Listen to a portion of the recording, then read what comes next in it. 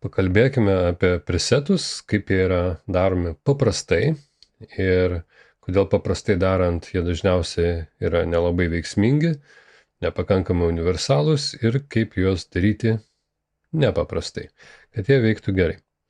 Tai pradėkime nuo įprastinio varianto. Dažniausia aš atsidarau nuotrauką ir kažką su ta nuotrauka dabar darysiu. Tai pirmas dalykas, man reikia tą nuotrauką susitvarkyti, kad jinai būtų geros ekspozicijos ir panašiai. Nebūtų čia veidas išdegęs, spalvinę temperatūrą susitvarkau.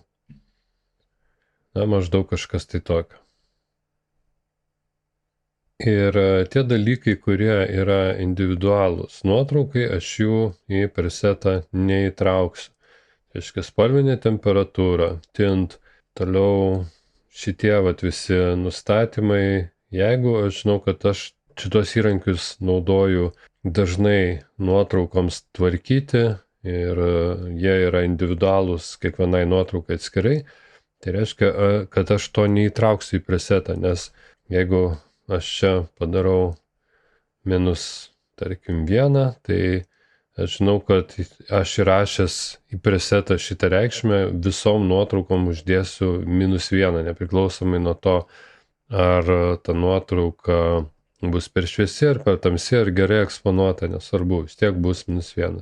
Ir tuomet nueinu į Color Mixer ir pakeliu intensyvumą, saturation, tik tai oranžinės spalvos, tada aš galiu pabandyti pažaisti su geltonas. Na ir dar, kad būtų kažkas tai stipresnio, galiu nueiti į Color Grading ir truputėlį patonuoti dar su šiuo įrankiu. Ir dar ką nors padarykim, pavyzdžiui, kontrastą dar labiau sukeliu. Čia žinoma, aš tikrai tiek netonuočiau stipriai, nes jau čia labai pradeda matytis. Galime dabar tokį variantą, šipis gal ir visai įdomus yra įsirašyti. Galime eiti presetus, spausti Create Preset, bet aš labiau mėgstu eiti per štai čia, tai yra paspaudžiam tuos 3 taškiukus.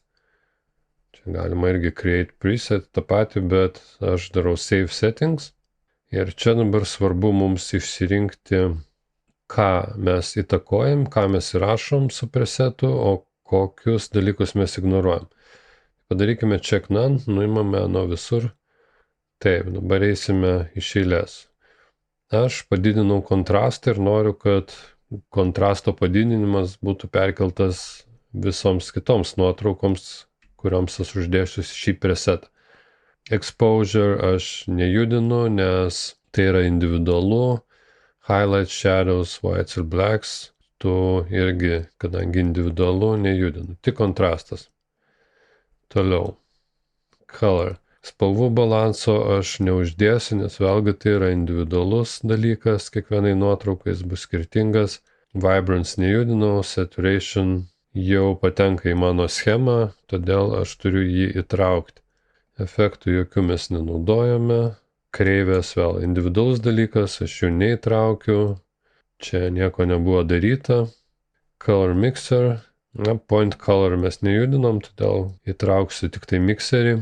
Ir Color Grading, kadangi naudojame, ir tai irgi yra to spalvinio recepto dalis, tai aš jį įtraukiu. Šitų visų dalykų nenaudojom, nelietėm, tai palieku. Spaudžiu Save ir čia aš iš karto matau, kur yra išsaugomi visi presetai. Tai taip pat, jeigu pasižiūrėsit, tai yra XMP failiukai. Ir aš susikūriau tokius temp 1, temp 2, temp 3, su kuriais galiu žaisti, juos ten perdarinėt pastoviai ir taip toliau. Kai jau aš pasidarau presetą kažkokį, kurį pastoviai naudoju, aš jį galiu pasivadinti kažkaip tai kitaip ir išsisaugot jau to tokiu permanentiniu pavadinimu, kurio aš paskui jau nekaitaliosiu. O tai, ką aš tiesiog bandau čia eksperimentuoti, laikinai daryti, kad neprisidaryti labai daug presetų ir paskui neaišku, ką jie veikia, tai tiesiog turiu 1, 2, 3 tiek, kiek reikia. Įrašau ant viršaus ir dabar aš jau turėsiu sukurtą presetą. Čia, kaip matot, pas mane irgi jų daug, reikėtų jau prasiravėti. Ir jeigu aš paspaudžiu Reset, dabar grįžtame į visiškai pradinę stadiją, be jokių korekcijų. Jeigu aš uždėsiu presetą, o jis yra čia, Tai kaip matote, aš uždėjau visus nustatymus, va čia va saturation, kas čia dar buvo, čia saturation, kontrastas padidintas, vat visi tie dalykai, kuriuos aš presetui liepiau įtakoti, jis juos įsirašė. Ir color grading taip pat. Tai, kas yra individualu, tai šiuo atveju ekspozicija yra nepaliesta. Taigi šitos parametrus aš jau turėsiu iš naujo sutvarkyti. Highlights, kreivės irgi neliestos. Ir be abejo spalvų balansas. Čia kaip matot, jau kai yra kažkoks spalvinis papildomas dar sprendimas naudojamas, tai tą spalvų balansą darosi pakankamai sudėtinga suvesti. Ir dėl to žmonės ir mėgsta presetą užmečiau, ten kažkas įvyko į tą pusę maždaug ir gerai. Nors iš tikrųjų ten nuėmus visą tą tonavimą, jau nuotrauka atrodo labai nekaip.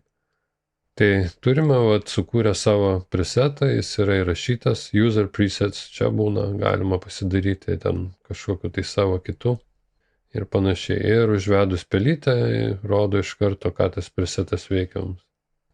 Ir dabar atsidariau Adobe Lightroom. Ir čia, kur yra User Presets, aš matau, kad mano sukurti presetai yra. Ir, pavyzdžiui, šitas pirmas, labai keistai, taip jau švelniai tariant, atrodo uždėtas ant šitos nuotraukos. Tai ką reiškia, kai aš nematydamas bendro konteksto pradedu kurti kažkokius tai savo spalvinius receptus. O tuo tarpu jau šitas antras, jisai, galbūt neidealus, bet jisai veikia žymiai geriau. Ir čia, kadangi aš intensyvumą spalvų reguliavau visai kitom priemonėm, tai galiu tiesiog paimti ir saturation vertę padidinti tiek, kad ta nuotrauka man atrodytų geriau. Aišku, čia daugybė kitų dalykų yra, bet jeigu aš pritaikysiu tą patį presetą skirtingoms nuotraukoms, tai aš pamatysiu tada, kad jisai duoda tam tikrą kažkokį tai vientisumą nuotraukom. Ir čia, kaip matot, aš galiu keisti taškinę kreivę, dirbti su ją, nes žinau, kad mano presetas jos neįtakoja. Jisai įtakos šitą kreivę. Ir čia žiūriu, kad labai stipriai netgi nesistengiu aš kurdamas tą presetą, bet jisai visai neblogai veikia. Čia aš netgi nieko praktiškai netvarkydamas nuotraukom, bet jį uždedu ir žiūriu, kaip veikia. Ir iš principo jisai, kaip matot, pakankamai universalus. Ir čia matot, pirmas mūsų sukurtas presetas, kuris visai gerai veikia tai konkrečiai nuotraukai, duoda kažkokią nesąmonę visiškai. O antras jau jisai žymiai geriau atrodo. Čia, kaip ir sakiau, aš dabar visko nesistengiu ištaisyti, mano tikslas yra tiesiog patikrinti, pasižiūrėti, kaip jisai veikia su skirtingom nuotraukom. Įsitikint, kad jisai nesugadina kažkokiu tai kadru. Čia pirmas variantas, irgi labai keistai, žiūrėkit, kaip veidas kokiam dėmėm išmestas. Šitas jau daug geriau atrodo. Ir čia reikia turėti omenyje, kad tą presetą aš labai greitai padariau, aš jam neskiriau labai daug laiko ir dėmesio ir panašiai. Tai tikrai reikėtų jį kur kas daugiau pakrapštyti, bet nepaisant to, jisai visai neblogai pavyko. Tiesiog matot, ant kiek yra neprognozuojamas tas pirmas presetas, kaip jisai buvo daromas ir kiek žymiai geriau yra antras. Čia pirmas variantas, čia mūsų antras.